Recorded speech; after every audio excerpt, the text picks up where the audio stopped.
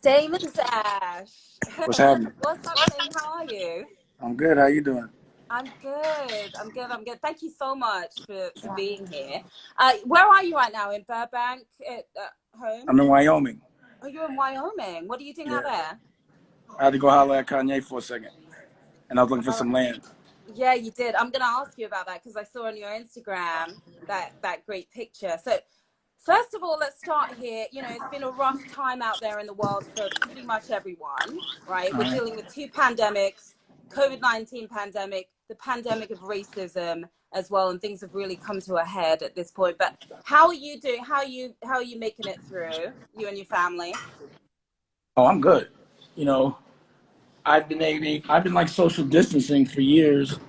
I've been creating my own bubble that racism can't penetrate, which is why I always suggested that everyone be independent and create their own environment so they don't have to be subjected to this type of abuse. And the only way to do that is economic empowerment. And, you know, that means investing in yourself. So to me, when things like this happen, it's proof of concept for everything I'm saying, because I've been able to make it where I don't, or my family won't have to be affected by this, because I've already prepared them for it by controlling my own destiny. But I do feel that certain times action is necessary. I have empathy for everyone else. It's sort of like, I feel like I've been trying to get the rest of the world to prepare for this for a while. My whole career has been that. And, you know, people just got fed up. But I think if you don't internalize, then you don't get depressed. And then you don't have to overreact when things happen, or you don't have to take such a crazy stance, because you've already released, you've already prepared. So I think, you know, this is a great moment in history, because it's time for change, and everyone is on one sheet of paper, and people are now accountable, where you couldn't just do things and get over. Where before you could, because there was no internet, there was no, you know, social media. But now we see that people have the power. I've always said, if the 99% ganged up against the 1% couldn't do nothing.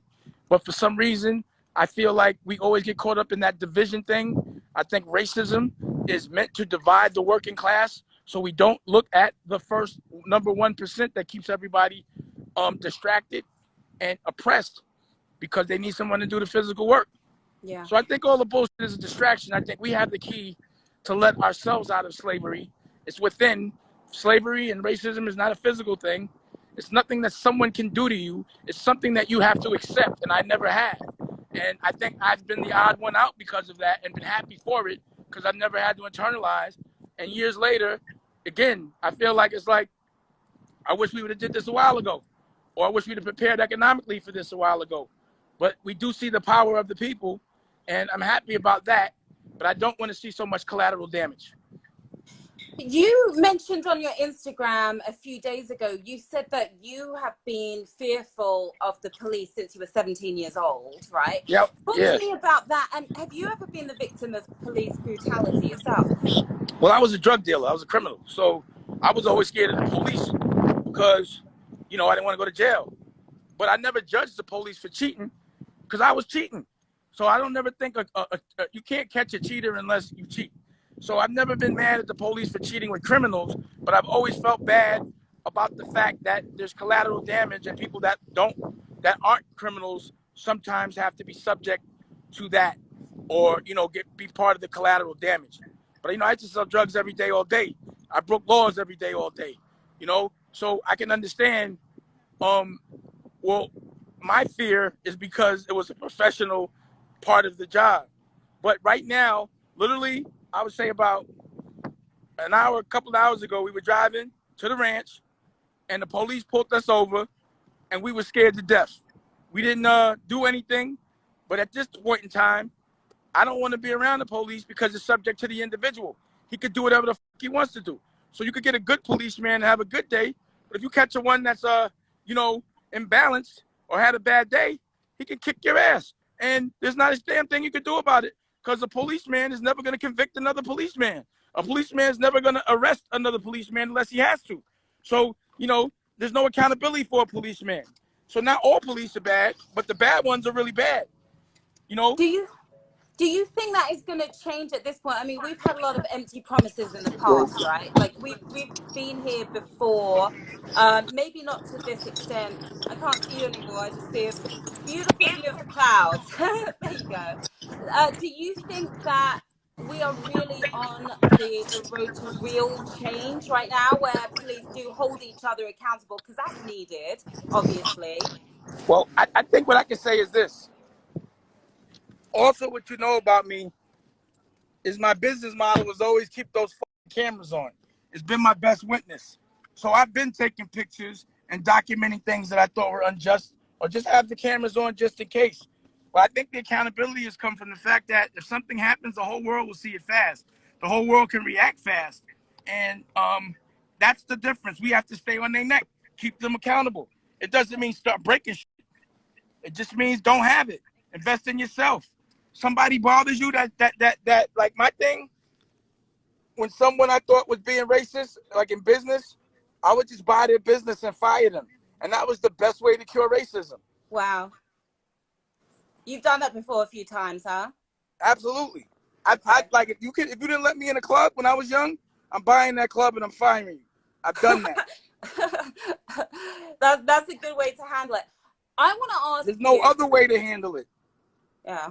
But some people don't have Racism the is money about to, economics yeah. and control. Whoever's the plug, it don't matter if you black or white, they listening to you. You know, if you make people money, they listening to you. Yeah. I want to get your opinion on this because you own Dame Dash Studios, your own streaming network. Did you hear about HBO Max removing Gone with the Wind from their lineup? Because it's a classic, but it's controversial, right? It portrays slavery. They don't have a choice right now. Positive. Yeah. What do you make of that? Because they're thinking about bringing it back next week, but having a black scholar sort of give it historical context. And I ain't thinking about that shit at all. I make my own Gone with the Wind. I don't give a too much about the past. I'm about, the future. I've learned from the past what I don't want done. I like to fix things. I like to have answers. Listen, if you don't want to see I'm Going with the Wind, don't watch it. But don't spend the time fighting over that bullshit that doesn't yield. Go fight over something that's gonna make something happen in the future. I don't like spending energy complaining. I spend energy doing something. So instead of being mad about them playing Going with the Wind, I just put them out of business with Dame Dash Studios, period. And that's how I see it. Like, we're losing you a little bit. It's getting a bit pixelated. Where are you guys headed? Where we headed right now? Yeah. That just said? Well, yeah. Where are you going? We're about to go to the jet. Get back home. Oh, where are you jetting off to? We're going back home. We're going back to Okay. We're going back to LA. I got a movie to make. I just redid the studio. I'm waiting for you to come so I can work with you. I don't know what's going on. Look, there's Rocky right there driving the truck. Hey. Hi, Rocky. How you doing? I'm good. It's good to see you, love. Good to see you. Oh, you too. She look like Dame, what I want to do now is... Oh, wow. Wait, what is going on out there? A rainstorm? It's just, it's just Montana. I mean, it's Wyoming. Oh, okay. The clouds look black. Oh, we're back. To come down. No. Or maybe I just can't see properly. Showing you some mountains. But Dame... Those are mountains. Okay. Those are mountains. Got it. Oh, okay. It's a bit pixelated, so it looks like clouds. Now, I want to do something with you. I call it the 10 and 10, right? And I do this with all my guests where I'm asking you 10 revealing and random questions that you can answer in 10 plus minutes. If it's 20 minutes, that's fine as well. Everyone's gone over. But these are just a bunch of random questions that are going to be really revealing. Are you ready for your 10 and 10? Pause. Are you ready for your 10 and 10? Yes. Pause. You are. Let's do it then. Okay. So question number 1, what misconception out there in the world about you is most surprising to you or most frustrating? I don't think people realize that I raised my son as a single father since he was 8 years old. And no one ever talks about that. And I think it's frustrating that they don't empower or showcase when someone from our culture is being or trying to be the best father that they can. They never show us taking care of each other. So that can be frustrating to me that they don't talk about me as a dad. How tough was it being a single dad? I mean, nothing was tough for me. I had Rockefeller. The thing that was tough for him was because he didn't have his moms. and you know he had to be divided. So I would never do that to a child again. But you know, Where was his mom? mom's where she was at. We went to court, and I had to get custody. I went to court because I didn't think it was in his best interest to be there, and I won, and I fought, and you know I made sure I took him to school every day and went to all of his games, and I did everything that a father would do if he had a father and a mother, and if he wasn't, you know, the head of a conglomerate. I stopped my whole world for that kid, you know, and no one talks about that. Yeah. Well, I'm glad you're able to get it out now, and we're going to talk about your family stuff again in a sec. Now, I told you it's random questions, so this is completely random. But how many people can someone sleep with until you start to judge them for their number? Male and female. I think that's a double-edged kind of thing. Yeah. You know, with girls, you know, you don't want to hear that. They get scrutinized for having sex with a lot of boys, you know. And for guys, sometimes they get celebrated, you know. So it's a different kind of thing, you know. What do you make of that, though? What are your thoughts on that these days? I mean, I don't really think about it, but I know that how I've evolved as a man and how I looked at myself after a while. I know what happened, you know, because for me, I have a big appetite for women. I love women. I love women. Like, they drive me nuts. I'm girl crazy. And especially beautiful women with accents drive me crazy. You know what I'm saying? But you know, I was looking for my best friend, you know, and I found my best friend. And at that point, it became more important than perception.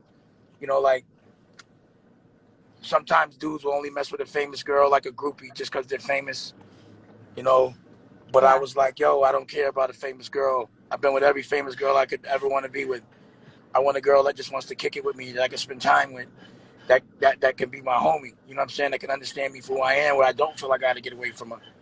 And once I found that, I became very less anxious. I never think I'm missing anything. You know what I'm saying? Yeah. And I don't feel like I need, because like dudes go out to recruit, whether it be for girls or business. I know my business. I know my girl. I ain't got to go out, you know? And we have a common ground. She accepts me for who I am. I accept her for who she is. And we ride out. And we have a ball.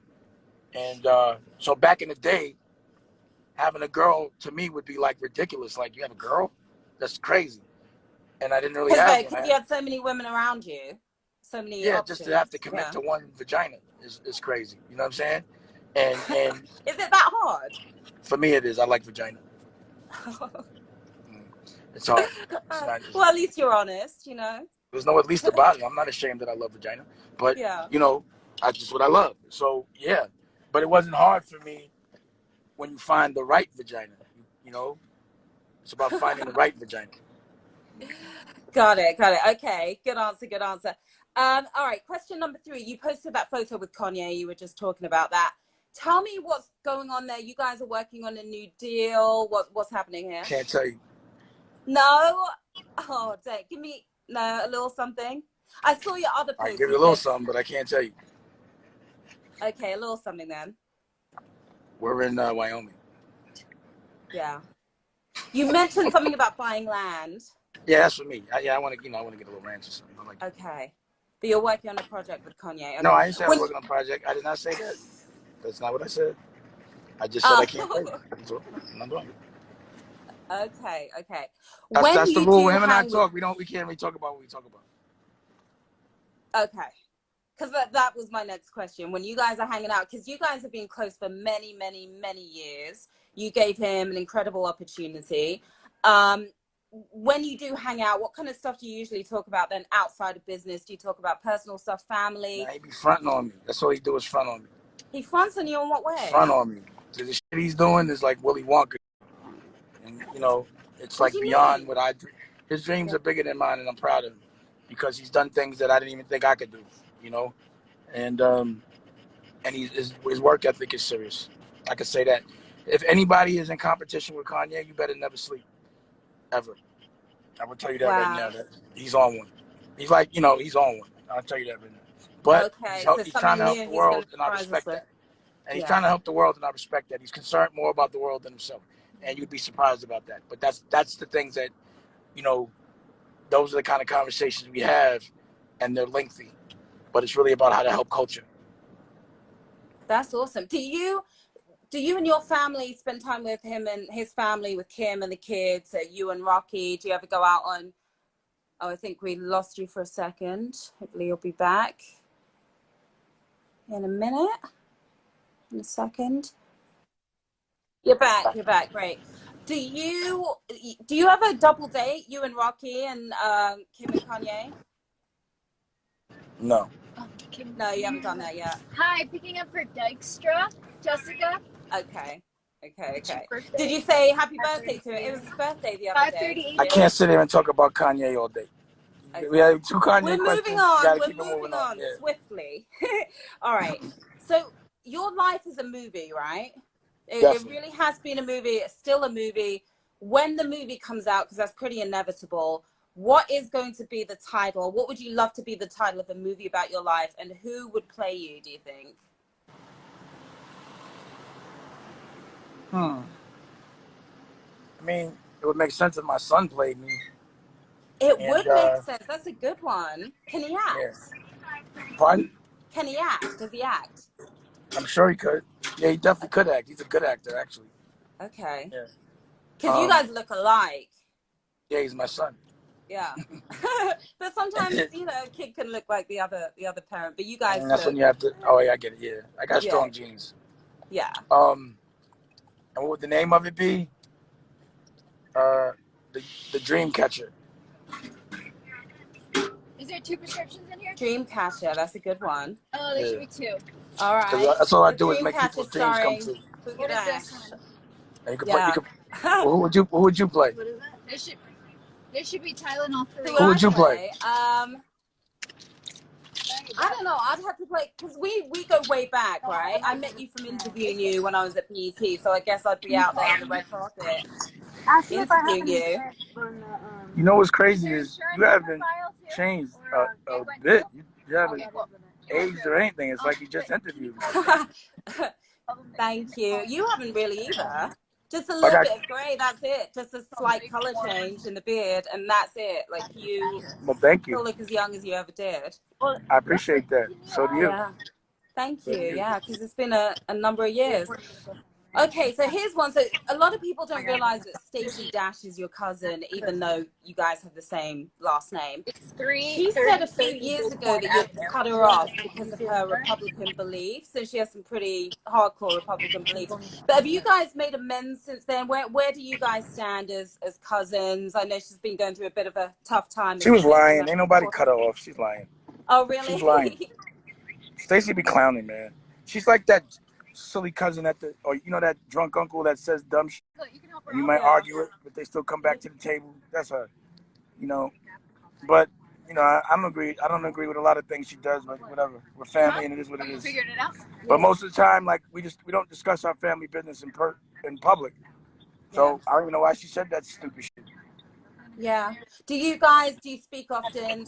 Would you consider her close to you? Not right now. You know, ups and downs, but not right now. Hi, Monica. This is Jessica. Would you want to be closer, or you're good as is? I don't want to talk about that shit. Let's talk. Next question. You have 2 questions for another person per question. I'm not. Next. Okay. You be like, you No can't ask me 5 All right, questions. here's a about good the same one. You're going to be more comfortable with this.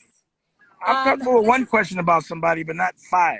You know what I'm saying? Okay. I'm just, I'm trying to get the scoop. I am a journalist, got to ask. What are you doing? All right, so question number 6. You're always promoting entrepreneurialism and going independent, and I love your message. How has the current climate, the pandemic, and the civil unrest, how has that affected your outlook as a businessman, and what kind of businesses and industries do you think people should be getting into right now, starting up post-pandemic? Well, me being in a streaming service, it was pandemic proof. I called it panda proof. Everybody was at home and everybody's ordering, so it works. And I would suggest people make content because content gives you residual income.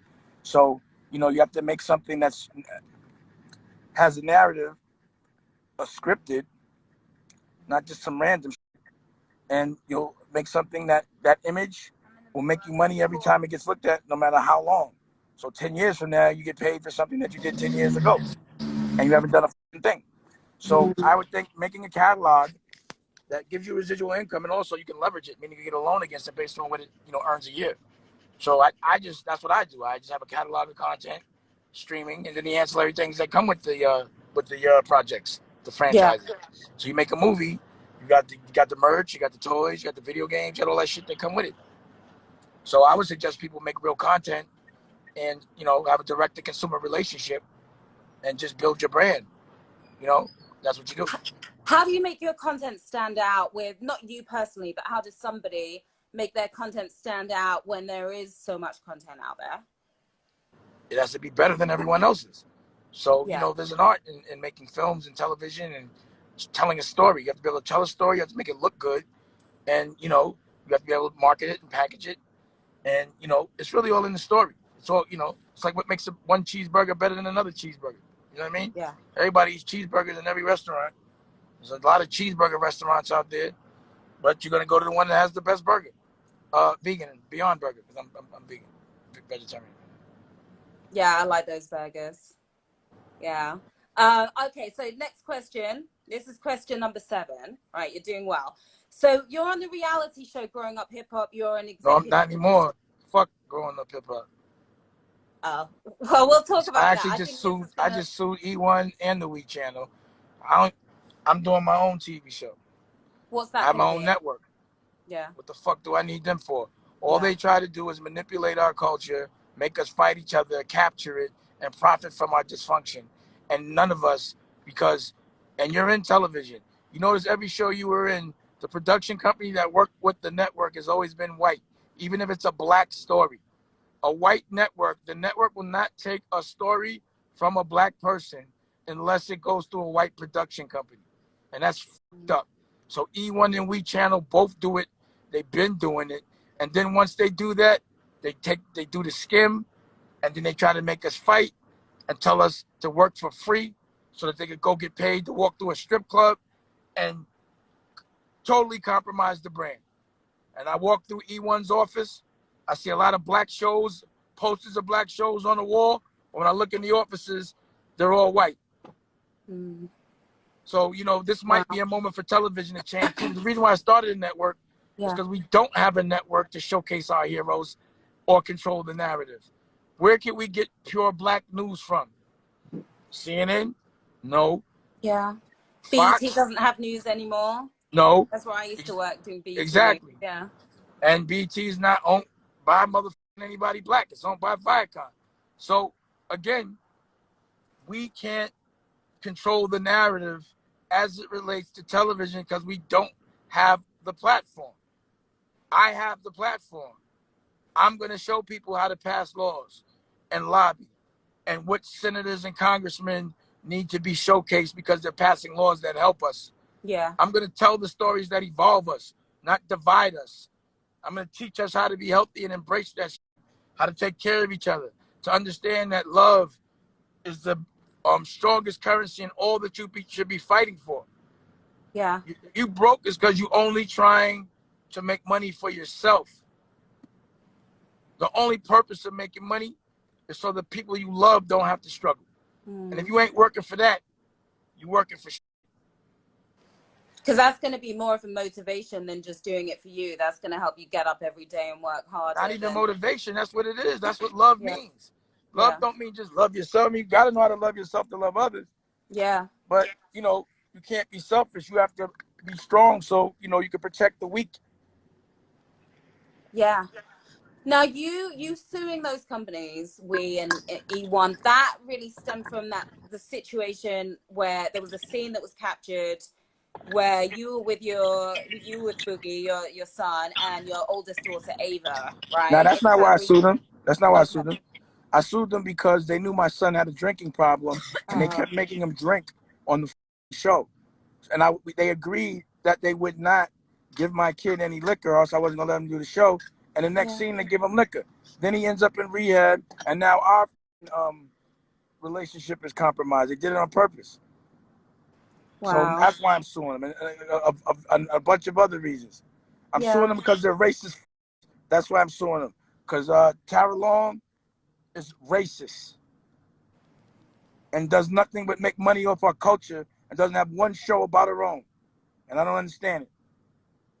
And Jennifer Gardner is racist. She's a showrunner. And what's the girl's name from? Lauren Gillard. Lauren Gillard from WeTV. They racist. They laugh at us. But none of us will ever call them out but me. I'm the only one that calls white people out. And I'm calling them out by name, like I did Leo Cohen and Harvey Weinstein and all of them. When no one is saying anything, I'm always been the one that won't fight us. I fight them. And the question is, why is that? Why am I a unicorn? Because I'm the only one that'll call a name out. Why does everyone else that's supposed to be tough respect them as the plug to the extent they let them disrespect us every day? Why? Yeah. Well, maybe you're braver than a lot of other people. You've got that confidence, and a lot of people don't. You know, they're afraid of what might happen, what the Yeah, but these same people talk and divide us, and these same people will be confident enough to fight someone with the same color skin, but won't be confident enough to even check a white man for trying to play him, for trying to steal their money, for trying to take their publishing. Just, 100% belittling us all day long. And I've never took that. And the only people that have fought me for that have been people of my color. So I hope that shit is out the window now. And I hope everyone that said Damon was crazy for checking them now looks in the mirror. And if they haven't changed, they need to kick themselves in the ass. Yeah. Can we talk about that one scene where, because there was a lot of tension on the show, and especially during that scene.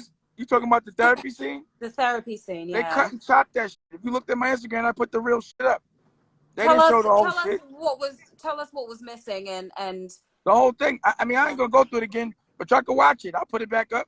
I taped everything. You waiting for what?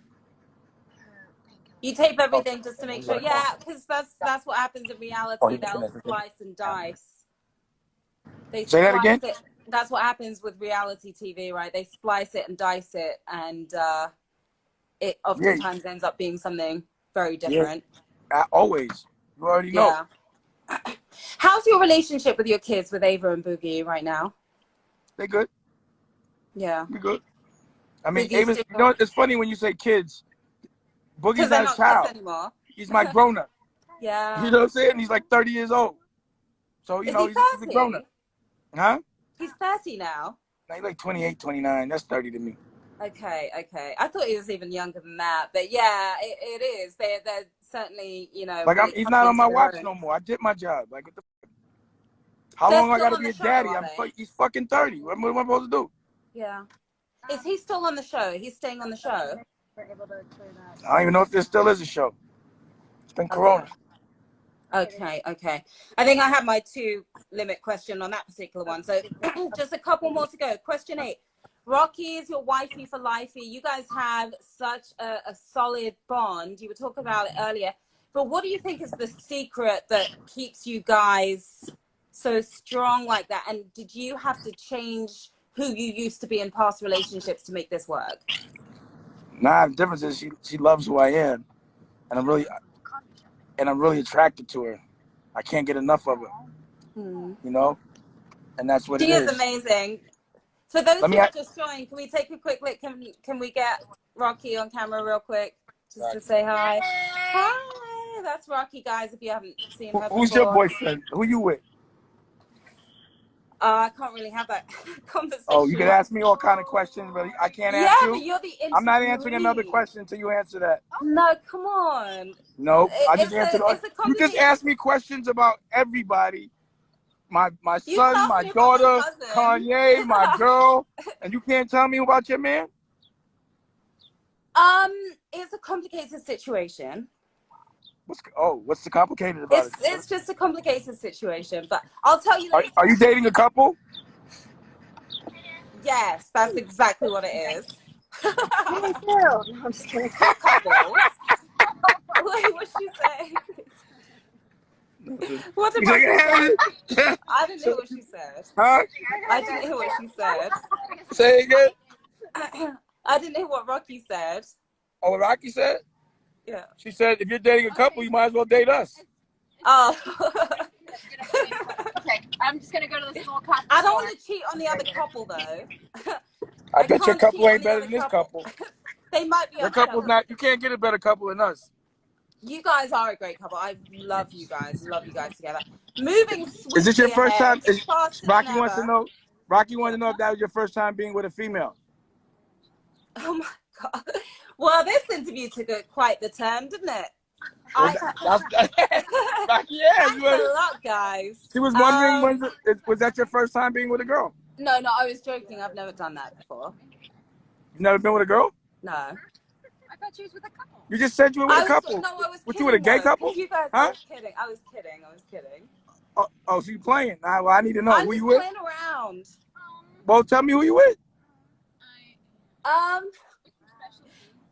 There's somebody who's watching right now who I'm not. It's just a complicated situation. So we'll. Well, all my situations are complicated. What's this, a one-way? I don't like one-way relationships where I give you everything and you give me nothing. I don't like those kind of relationships. I feel like this is deja vu. Yeah, because you stay doing that. Did I see you saying this to somebody else on Instagram? No, don't try to get it off. No, I know that I British swear, trick. I just Don't try that old experienced British on me. Who's your man and what's the complicated situation? Do you have almond milk? The complicated situation is I was in and out of a relationship for a number of years, and so it's Almond milk. we'll The see. fuck's complicated about that? Just a little. Well, the in and out was complicated, but I guess all right. Okay, I guess it is. I wasn't even asking about before. I ask about now. I don't care about before. Yeah. So that's basically what the situation was. But you have an on and off? Yeah. Are y'all on or off right now? But make one hazelnut. Just As far as I think getting to know each other again. and then as far as What's the secret in being in an on and off relationship? What the fuck is that? Well, I'm quite personal about that stuff. I don't really. Well, you ask me a question about mine. You can Because never be you're more famous personal than I about am. questions you ask. People Can't do care that. about your. People Can't care do that. about what you're doing. You can't do that. No, you can't. If I ask you a question and answer it, you got to be prepared to answer the same question, or you can't even ask that question. All right. Don't ask me no questions that I can't ask you. Moving very quickly forward to question number 9. All right. If you had to do one of the following business ventures, right, you have to choose. Do you want a sweet iced tea? Would you do a new movie? Are you listening? Would you do a new movie with Lee Daniels or a new album with Jay-Z? And you have to choose one or the other. Next question. Oh. Next question, really? You don't answer no questions, so I'm not even doing that. No, that's not fair. You're Next just winning question. people. Look, they all want to know. Thumbs I up. don't care. Next question. Yeah. Okay. All right. Then I'm going to make a decision for you. Go ahead. I think you'd do another movie with Lee Daniels because you guys have now come to an understanding, haven't you? And you've respected his work for a long time. Okay, cool. He's a good filmmaker, then yeah. Why would I want to make a film with a good filmmaker? Yeah. See, black people take shit too personal. I gotta like him if it's a business situation, but I didn't say I didn't. But Yeah. he makes films. I make films. What about Jay? I'm not into. Like for me, rapping at 50 is not a good look to me. I don't care how good it is. I don't do it. You want a little bit of sugar in your hazelnut? Yeah. Gotcha. All right. Well, we are on number 10. I'm sure you're glad to hear that. We're on the last question, so I'm sure you're happy to hear that.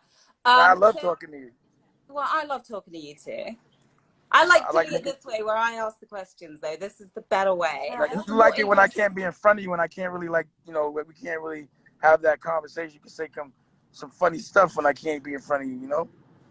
You know, I feel like when was the last time we saw each other in person? I feel like it was I think you was at my gallery. the movie theater. What movie And theater? remember, I ran into you randomly. There was Lee Daniels was actually inside the movie theater. Oh yeah, and I was looking for him. You were looking for Lee Daniels, and I didn't know you were looking for Lee Daniels, but you were just like casually walking by with your daughter, who's gorgeous. All your kids are gorgeous, by the way. You know that. But anyway, I mentioned that Lee was inside, and you're like, what? Like, you had to decide whether you wanted to go in because you were with your daughter. Should you go in and approach Lee? Because at that point, you hadn't approached him about the money I forgot situation. about that. And yeah, but you decided, I'm not going to do that right now. I had my daughter with me, that's why. Yeah. See? I think And that was $2 million in there, and I was like, you know what? I'll catch him later. You lucky I'm with my daughter. Yeah. I forgot about that.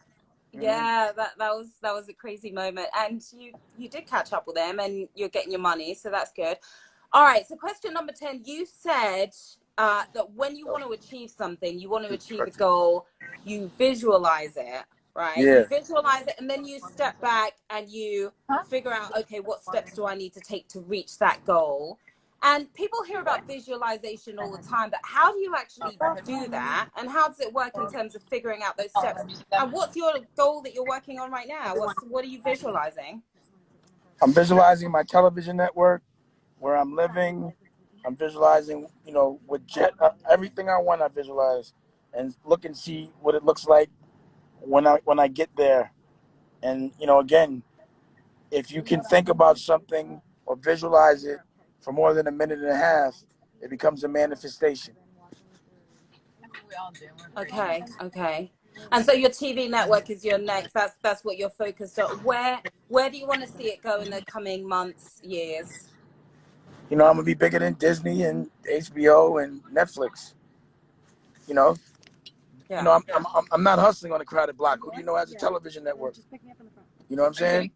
Who do you know pays for their own television network and doesn't use other people's money? It doesn't exist. Who you know that not only has their own television, also direct, act, write, produce the content. I don't have to outsource. And then I also have a focus. My programming isn't about distractions. It's about health is wealth, eating better. It's about healing is gangster, therapy. There's some real gangster shit, OG stories. We make original movies. Yeah. You know, we have the Yah Squad, the history of religion. We have politics. We have yoga. You know, we have pretty incredible entrepreneurial leadership. Yeah. We have OSG Network, which is 90 principles, black principles. You know, we're not traditionally television programs you to distract you to be a slave, to want to live vicariously through people, actors that don't even really live that life. It's a distraction. I'm deprogramming. I'm showing self-awareness and showing you how and what real wealth is. Respect, health, honor, integrity, loving others before you love yourself, education correctly, all of these kind of things. And that's what this is about. Yeah, sounds good. Look, last question for you. What advice do you have for people out there who are entrepreneurs and who are really struggling right now because of what happened with the pandemic? They've lost money. It's a test. If you're an entrepreneur, shit ain't supposed to be easy. It's always the darkest before the dawn. It's those defining moments that shows your character. Being an entrepreneur, if it was easy, everyone could do it. It's like saying I'm gonna play football without getting tackled. Yeah. I'm gonna be a boxer without getting punched. It's all part of the game. Pull your skirt up, stop crying, or else, and lead. Be a general, not a soldier. Have answers. Stop waiting to be told what to do. And you gotta hustle hard. If you don't, your competition is gonna destroy you. You gotta hustle harder than the people you're trying to beat. You gotta be strategic. Yeah. And if you expect something to be given to you, you're gonna be caught out there. You're gonna be left alone. Yeah. And you're just a prime example of that, like just not giving up. And you know, you've lost businesses at times and you've bounced back. And I've never lost a business in my life. Oh, well, you've left Yeah. businesses. No, what I do is I either sell a business, or if it doesn't make economic sense, I walk away from it. But I ain't never lost shit. What business I lost? Lost is probably not the right term. Walked away Yeah, you know, from. you have to be specific with your jargon when you talk entrepreneur. Yeah. You know, one word can mean millions of dollars. Yeah. Yeah. Good point. Where are you guys now? Are you at the airport yet? Oh, no. We had to go to the airport. We had to go get the drugstore. A friend of mine, okay. Jessica knees. Oh, shit. Her knees got messed up. So we had to go get some. Invisible friend, right? Yeah, our invisible friend right there. We're crazy. And then, who's that? Jessica? No, that's not her. That's Nicolette. Oh, okay. Hi, Nicolette. We haven't met yet. You ever met Nicolette? No, we haven't met yet. Yeah, she can't wait to meet you. Oh. And then, well, I can't wait. So we gotta go back to the hotel, get our shit, then we out. Okay. Well, have a good flight. And also, Nicolette's like the only person I know that loves women more than me, and she loves you.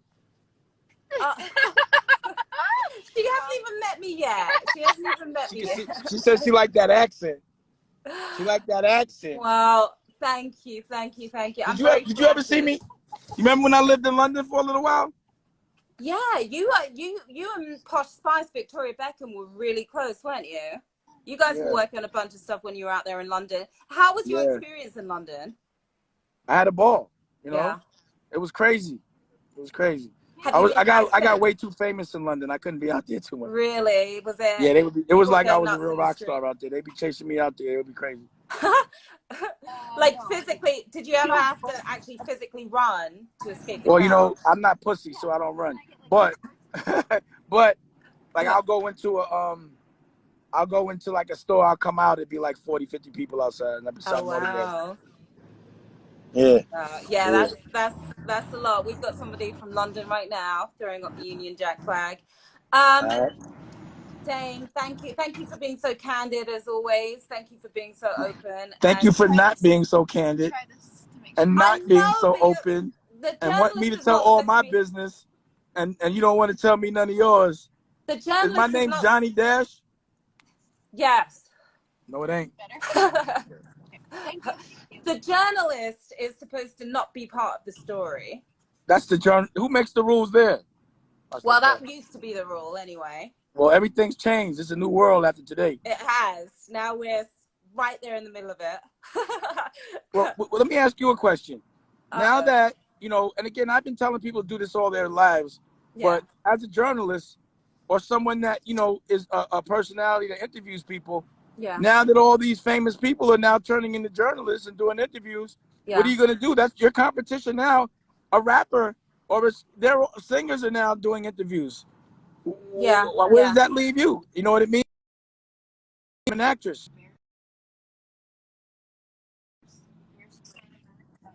It's competition, but it's not the level of competition you might think. Because that's how I feel.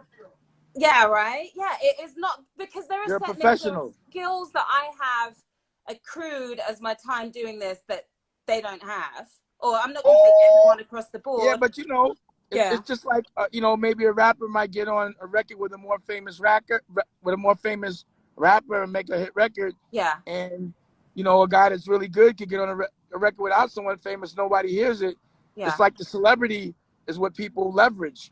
So the more famous you are, the more people, no matter how good you are, even though that does mean a lot, but the more famous you are, the more it'll help more people want to see you. Definitely. Well, come be in this movie. Stop playing around. Huh? Come out here and be in this movie. We'll talk about it. About it. You probably when we made me more famous with you turning these questions around on me, so thanks for that. Go on. But no, I'm going to come out and see you guys soon. When? Soon. What's soon to you?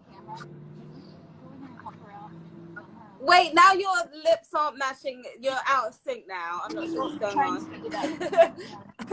I can't hear you anymore. The volume's gone. You heard what I said. When? I'm just kidding. She got my Read, pickles. read We'll my talk lips. about it. When? I can't read it. Those are your fingers, though. No, we'll talk, Dane. We'll talk. Thank you, guys. Thank you. I said, No guys, problem. well, thank you all, but thank That's you, what it's coming. Dane. Rocky, Oh, I would so like good to know see when. you. Hi, I have a question though for you. When are you coming to LA? Okay. And Nicolette wants I'm to know. coming to see you guys. I'm Just to see coming very us? soon, like maybe in the next month. I'll come see you guys. Don't make a promise you can't keep. Woo! Well, I didn't promise, but I said maybe. But I am gonna. I promise. You know you don't keep your I promises. promise. You know you don't I keep your promise to come and promises. see you. What do I All right, get? push your punk out if you don't come. Rocky wants to know. What's your punk out if you don't come? Wait, I'm not. Wait, what? If you don't, it's a punk out. So if you don't come, you It's gotta punk do out. something. No, it's not punk out. No, You I mean always I'm gonna punk come. out. No, Huh? no. I'm gonna come see you guys. All right, we'll see. I will. So what's the punk out it'll if you be don't? fun. Well, huh? What's the punk out if you don't?